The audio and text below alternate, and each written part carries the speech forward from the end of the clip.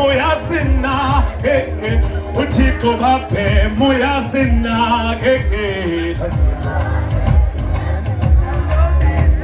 uThixo kabhemu uyasina asapha dithi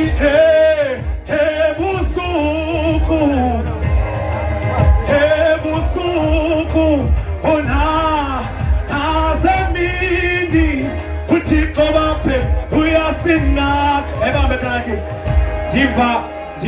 divujola esithi uThixo kabhemu uyasinakekela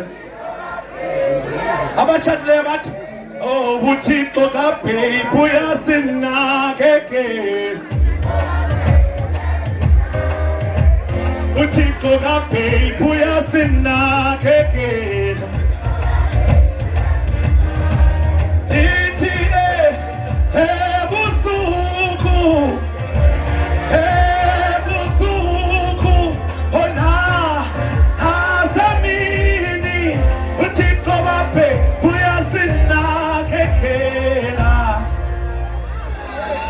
Ndifuna senze kanje ngoku ndibiza i-guest speaker ke ngone